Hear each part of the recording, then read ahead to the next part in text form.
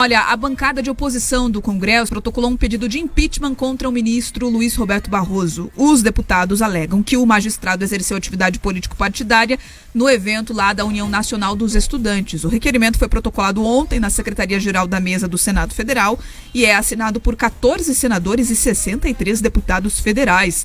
O documento contém 93 páginas e foi endereçado ao presidente do Senado, Rodrigo Pacheco, do PSD de Minas.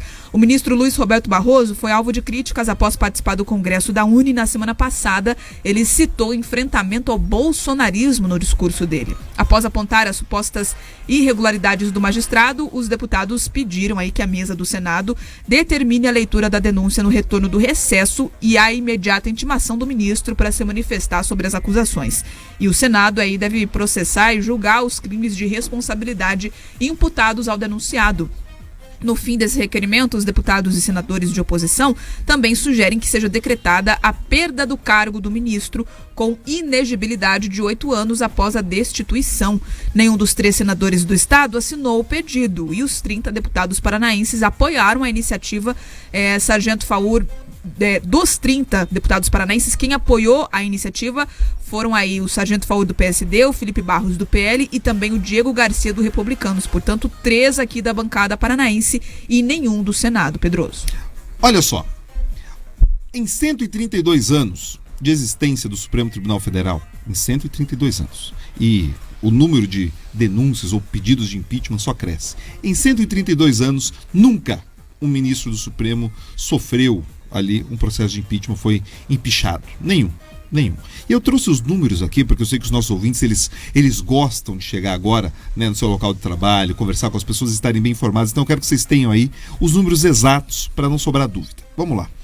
Em 2023, foram apresentados 6 pedidos de impeachment contra os ministros do Supremo. Só agora em 2023. O anterior a esse do Barroso foi um pedido contra, né, o Gilmar Mendes. No ano passado, foram 11 requerimentos. Em 2021, 25. Só nos últimos 5 anos, o Barroso ele já foi alvo de 17 pedidos, né, de impedimento ali no Senado. E o ministro recordista ali é o Alexandre de Moraes, que entre 2019 e 2023 teve ali protocolados contra ele 40 pedidos de impeachment. Então assim, e sabe o que aconteceu com esse mundaréu de pedidos de impeachment? Nada.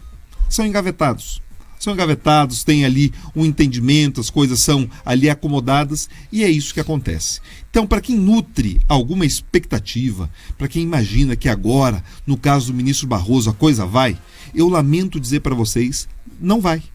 Mesmo com todo esse apoio grande ali, o número de parlamentares, deputados, senadores, que agora estão ali pressionando o Rodrigo Pacheco, a chance de que isso concretamente avance é muito pequena, muito pequena. Primeiro pelo seguinte, você tem ali uma mudança, né? O pedido de impeachment do presidente da República, ele precisa ser ali aprovado pela Câmara. O pedido para que avance o processo de impeachment contra os ministros do Supremo, ele depende do Senado.